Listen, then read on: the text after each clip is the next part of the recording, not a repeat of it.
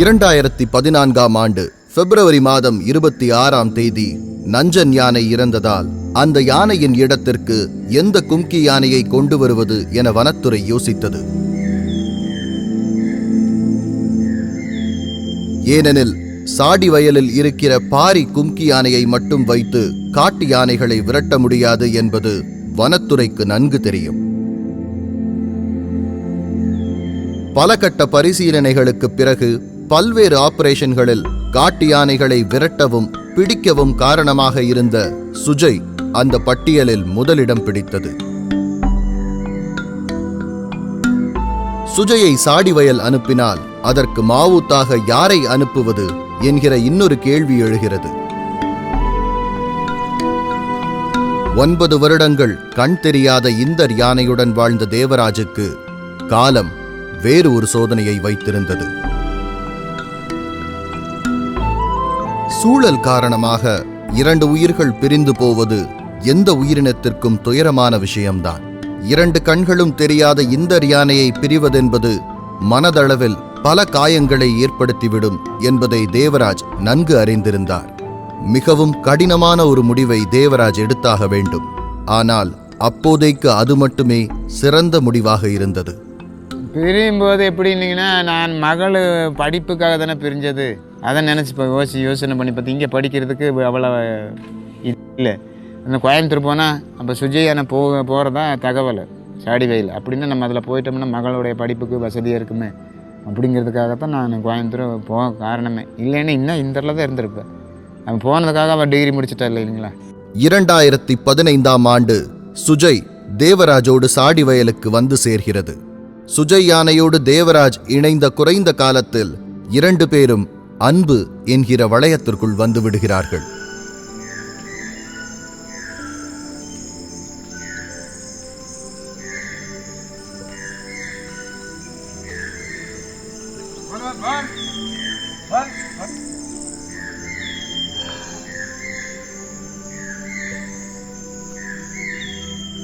இந்தரை பிரிந்த சோகத்தில் இருந்த தேவராஜுக்கு சுஜய் ஆறுதலாக இருந்தாலும் இடையிடையே இந்தர் யானையை கவனித்துக் கொள்கிற மாவூத்திடம் இந்தரின் நலம் குறித்து விசாரித்துக் கொள்கிறார் தேவராஜ். கூட ஒரு பையன் இருந்தான். அந்த பையனுக்கு நல்ல பழக்கம். என் கூட தான் வேலை செஞ்சு பழக்கி விட்டுருந்தேன். அப்போ அந்த பையன் நல்லா பார்த்துக்குவேன் என்ன மாதிரியே. அதனால சரி இப்படி நல்லா போகும்போது சொல்லிட்டு தான் போனேன் பையன்கிட்ட, நானே நல்லா பார்த்துக்கா பிரிஞ்சு போகிற அப்படின்னு சொல்லிட்டு தான் போனேன். மன வருத்தத்தோடு தான் இருந்து என்ன பண்ணுறது, மகளோட படிப்பை பார்க்கணும் இல்லைங்களா. அவ்வப்போது முதுமலைக்கு நேரில் சென்றும் இந்தரை பார்த்துவிட்டு வருகிறார். இந்தர் நன்றாக இருக்கிறது என்கிற ஒரு வார்த்தை தேவராஜை மனதளவில் ஆசுவாசப்படுத்துகிறது. இல்லை நம்ம பக்கம் வந்து ஆனே பார்த்து மனசார பார்த்தா போதும் இல்லைங்களா. அந்த பையனை சொல்லுவானல்ல, இப்படி பார்த்துருக்குறோன்னா நல்லா இருக்குது, எனக்கு பிரச்சனை இல்லைன்னு போது. இப்போ கொஞ்சம் வயசானதுனால தான் கொஞ்சம் பாவம். கோவை சாடி வயலுக்கு கொண்டு வரப்பட்ட சுஜய் யானை பல காட்டு யானைகளை விரட்டவும் பிடிக்கவும் காரணமாக இருந்தது. அதில் முக்கியமான மிஷன் மதுக்கரை மகாராஜா. ஈசா கோயில் காட்டு யானை துரத்த போயிருக்கிறோம், அப்புறம் ஆனைக்கட்டி போயிருக்கிறோம், அந்த பெரியநேக்கம்பாளையம் கொண்டு போயிருக்கிறோம், இருட்டில் அப்புறம் மதுக்கரை இங்கெல்லாம் கொண்டு போய் வேலையெல்லாம் நல்லா செஞ்சதுங்க. 2016ஆம் ஆண்டு ஜூன் மாதம் 17ஆம் தேதி மதுக்கரை மகாராஜா ஆபரேஷன் பூஜையுடன் தொடங்கியது. காட்டு யானையை பிடிக்க மதுக்கரைக்கு கொண்டு வரப்பட்ட 4 யானைகளும் அனுபவம் மிக்கவை. டாப் ஸ்லிப்பிலிருந்து கலீம், முதுமலையிலிருந்து விஜய், சாடி வயலில் இருந்து பாரி மற்றும் சுஜய். தேவராஜின் கோபத்தை உள்வாங்கிக் கொண்டு நேருக்கு நேராக போய் மோதுவதில் சுஜய் யானை பெயர் பெற்றது. இன்னொரு முக்கியமான விஷயம், அதனோடு இருக்கிற இன்னொரு கும்கி யானையான விஜய் அதன் உடன் பிறந்த சகோதரன். ஜூன் மாதம் 17ஆம் தேதி ஆரம்பிக்கப்பட்ட அந்த ஆபரேஷனை ஒட்டுமொத்த தமிழகமும் உன்னிப்பாக கவனித்தது. கிட்டத்தட்ட எல்லா தொலைக்காட்சிகளும் நேரடி ஒளிபரப்பு செய்தன. இரவு முழுவதும் நீண்ட 10 மணி நேர போராட்டத்திற்கு பிறகு கடைசியாக ஜூன் 18ஆம் தேதி கும்கி யானைகளின் உதவியுடன் மகாராஜா யானை பிடிக்கப்பட்டு வெற்றிகரமாக ஆபரேஷன் முடித்து வைக்கப்பட்டது.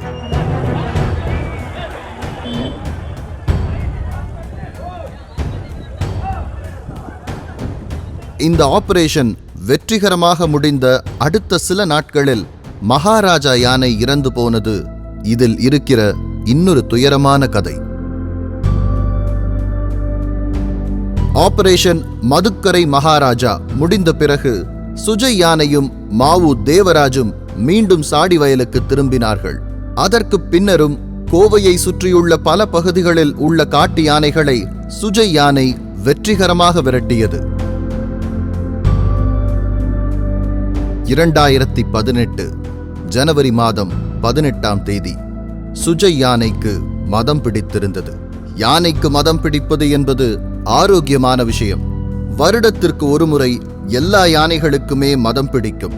முதுமலையில் இருக்கிற கும்கி யானைகளுக்கு மதம் பிடித்தால் ஆற்றின் ஓரத்தில் இருக்கும் மரத்தில் சங்கிலியால் கட்டி வைத்து விடுவார்கள். சங்கிலியின் நீளம் ஆற்றின் கரை வரை செல்லும் அளவிற்கு இருக்கும். மதம் பிடிக்கிறது வருஷத்துக்கு ஒரு டைம் எல்லா யானைக்கும் பிடிக்கும். அந்த இந்த மாதத்தில் இப்போ அடுத்த ஏப்ரல், இது போன ஏப்ரலில் முடிஞ்சுதா சுஜய்க்கு வந்தது. அடுத்த ஏப்ரலில் இதுக்கு சுஜய்க்கு மஸ்து வரும். தண்ணீர் தேவை என்றால் யானை ஆற்றில் தண்ணீர் குடித்துவிட்டு அதே இடத்தில் இருக்கும். 3 வேளையும் யானைக்கு உணவை கொடுத்து விடுவார்கள். மதம் பிடித்திருக்கிற 3 மாதங்களும் அதே இடத்தில்தான் யானை கட்டி இருக்கும்.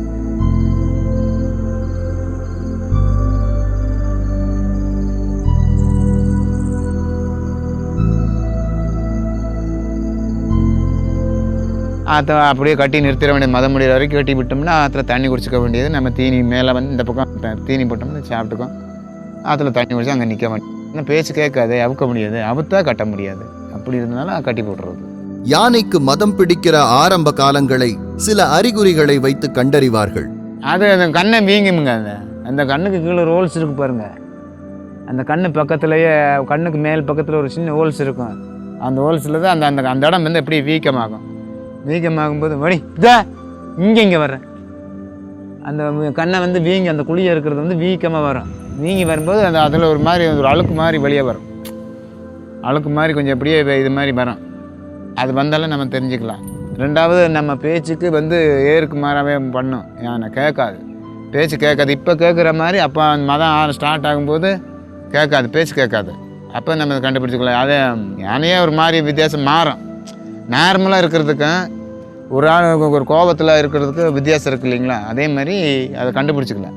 மதம் பிடித்த விஜய் யானையிடமிருந்து ஒரு முறை தேவராஜ் தப்பி பிழைத்த கதையும் நடந்திருக்கிறது. விஜய் யானையில் 9 மாதம் வேலை செஞ்சுட்டு இருந்தேன். அப்போ தான் மதம் 2000 அடிப்பட்டது. மதம் பிடிச்சிருந்துங்க. எனக்கு அப்போ நான் காவடியாக இருந்தேன். அப்போ இன்னொருத்தர் மாவத்தனாக இருந்தார். அவர் தான் மேலே உட்காந்துருந்தேன். நான் பின்னாடி போயிட்டு இருந்தேன். திடீர்னு அந்த காலில் கட்டை குத்துன மாதிரி இருந்தது. அப்புறம் காலை தூக்குச்சு. அப்போ என்னடான்னு பார்க்கலான்னு பார்க்கும்போது திடீர்னு என்ன திரும்பி அடித்து கீழே காட்டி வச்சு எந்திரிச்ச உடனே செடியில் மாட்டிக்கிட்டு கீழே விழுந்த உடனே வந்து பிடிச்சிருச்சு. பிடிச்சி குத்துன்னு குத்தி. ஆனால் அத்தனை குத்துக்கு தந்தத்தில் குத்து படலை. லாஸ்ட்டில் தான் படுது. லாஸ்ட்டில் படும்போது இதில் ஒரு கொம்பு போயிடுச்சு. இந்த தொடையை கொஞ்சம் தொடையை பிளந்துருச்சுங்க. அப்புறம் இதில் விளா எலும்பு ஒரு 3 எலும்பு உடஞ்சிருச்சுங்க. அப்புறம் ஒரு மாதம் கோயம்புத்தூர் ஹாஸ்பிட்டலில் தான் வச்சுருந்தாங்க. கும்கி யானைகளின் தந்தத்திற்கும் காட்டு யானையின் தந்தத்திற்கும் ஒரு அபாயகரமான வித்தியாசம் இருக்கிறது. கண்டிப்பாக. அது என்ன, நம்ம ஆனை வந்து தந்தம் அறுத்து வச்சிருக்கிறோம்.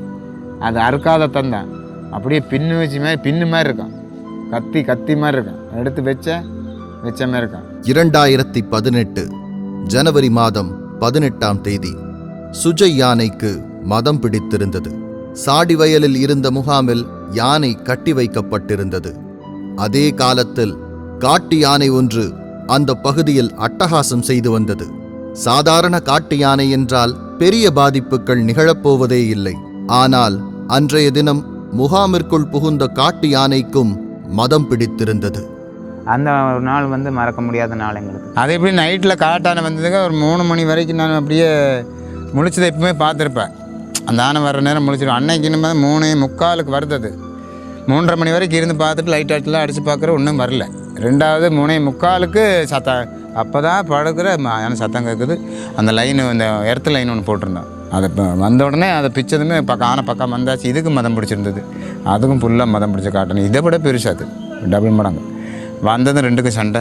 அப்புறம் சத்தம் போட்டு பட்டாச்சு போட்டு விரட்டி அது அப்புறம் காட்டானை போயிடுச்சு. இது மரத்தோடு சேர்த்து அடித்ததில் தானே அந்த காட்டானை வந்து அடிச்சது அந்த கொம்பு உடஞ்சி போச்சு. அப்படியே கலண்டுருச்சுங்க. தந்தம் உடஞ்சி ஒன்று தொங்குது. நான் இந்த தந்தத்தை பார்க்கல, அந்த யானை தான் தடுத்திருந்தேன். அதுக்குள்ள பொண்ணு சத்தம் பிடிச்சோன்னப்பா யானை தந்தம் உடஞ்சி போச்சு, பாருன்னு ரத்தம் ஊற்றிட்டு இருக்குது. அந்த வேரோடு வந்துருச்சுங்க. நீ கொம்பு வளர்கிறதுக்கு சான்ஸ் இல்லை. ஏன்னா அந்த நீ கடைசி வரைக்கும் ஒரு கொம்பு தான். ஏன்னா அது ஒரு மன கஷ்டம். இப்போ நம்மளுக்கு எப்படின்னு கேட்டிங்கன்னா ஒரு கை உடஞ்ச மாதிரி தானே. அதுக்கு 2 இருந்துட்டு ஒரு கை உடஞ்சா ஒரு கை போனால் எவ்வளோ கஷ்டம், அந்த மாதிரி அதுக்கு. அப்போ உடனே ரேஞ்சருக்கெல்லாம் ஃபோன் பண்ணி சொல்லி ஃபாரஸ்ட்டுக்கெல்லாம் ஃபோன் பண்ணிச்சு. அப்புறம் வண்டி எடுத்துகிட்டு வந்தாங்க. அப்புறம் வந்து தந்த கீழே விழுந்து போச்சு. எடுத்து அப்படியே இது பண்ணி அந்த இதோடய போயிடுச்சுங்க, வேரோடைய. ஆனால் அது இது வந்து அது புண்ணு ஆற்றுறதுக்கு ரொம்ப கஷ்டப்பட்டாச்சுங்க. ஏன்னா குடும்பத்தில் தண்ணிக்கு அடுப்பே பற்ற வைக்கல. நாங்கள் குடும்பத்தில் ஒருத்தரை தான் அதை நினச்சிருக்கிறோம். ஏன்னா எப்படின்னு கேட்டிங்கன்னா எங்களுக்கு அதுதான் கஞ்சி ஊற்றுது, என் புள்ள படிப்புக்கு அது தானே பணம் கொடுக்குது. வேறு கவர்மெண்ட்டில் சும்மா சம்பளம் கொடுக்க முடியாது. அதை பார்த்துக்கிட்டா தானே சம்பளம் கொடுப்பாங்க. அதை நல்லா வச்சுக்கிட்டா தான் நமக்கு சம்பளம்.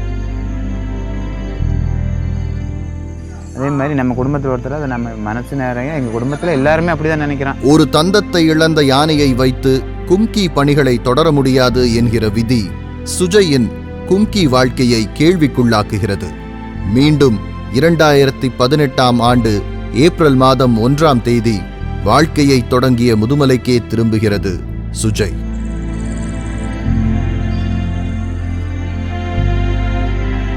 தேவராஜ் முதுமலையில் 9 வருடங்கள் மாவூத்தாக இருந்த இந்த யானைக்கு பார்வை கிடையாது. 4 வருடங்களாக மாவூத்தாக இருக்கும் சுஜய் யானைக்கு இப்போது ஒரு தந்தம் கிடையாது. உண்மையில் வாழ்க்கை ஒருவருக்கு அவ்வளவு எளிதில் அமைதியை கொடுத்து விடுவதில்லை. எனக்கு அது இப்போ ரொம்ப ஆரம்பத்தில் ரொம்ப வருத்தமாக தான் இருந்தது. இப்போ கூட பல பேர் அப்படி சொல்கிறாங்க. இப்போ ஒரு கும்பம் என்ன அப்படி பேசுகிறாங்க. அது அவங்க மற்றவங்க பேசிட்டு போதுங்க. அது நமக்கு வந்த கஷ்டம் அப்படி, அதனுடைய விதி அப்படி நடந்தது. அந்த உயிர் போகாமல் பொழைச்சது அதுவே கடவுள் செயலுங்க நம்மளுக்கு. நம்ம என்ன உயிர் போயிருந்து எனக்கு கஞ்சி ஊற்றுறதுக்கு யார் இருக்குங்க? அதுதானே கஞ்சி ஊற்றிட்டு இருக்கு. உயிர் போகாமல் இன்ன வரைக்கும் கடைசி வரைக்கும் நான் ரிட்டையர்ட் ஆகிற வரைக்கும் அதுதானே கஞ்சி ஊற்ற போகுதுங்க. இன்னும் 9 வருஷம் ரிட்டையர்டுக்கு அது வரைக்கும் அதுதான் கஞ்சி ஊற்ற போகுது. அடுத்தவங்க யாரும் ஊற்ற போகிறது இல்லை. அது வரைக்கும் எனக்கு முடிஞ்ச அளவில் அது கண்ணும் கருத்தும் அதை பார்த்து அதை நல்ல முறையை வச்சிருக்கிறது தான் என்னுடைய வேலை. இன்னும் இப்படி தான் நினச்சிட்டு இருக்கிறேனுங்க. துயரம்தான் ஒருவனை செதுக்கும். கல் மீதும் முள் மீதும் விழுந்து காயப்படாதவன் பூக்களை பார்ப்பதற்கு கூட தகுதியற்றவன் என்று சொல்வார்கள். தேவராஜ் வாழ்க்கையில் துயரங்கள் நடந்தது, அழவைத்தது. எல்லாவற்றையும் ஏற்றுக்கொண்டு வாழ கற்றுக்கொண்டார். ஏனெனில் அவர் வளர்த்த 2 யானைகளும் அவரோடு சேர்ந்து துயரங்களை சுமந்து கொண்டுதான் இவ்வளவு தூரம் வந்திருக்கின்றன. காலம் எவ்வளவு துயரங்களை கொடுத்தாலும் எப்படியும் சற்று இளைப்பாற வாய்ப்பு கொடுக்கும். இப்போது மூவருக்கும் அந்த வாய்ப்பு கிடைத்திருக்கிறது.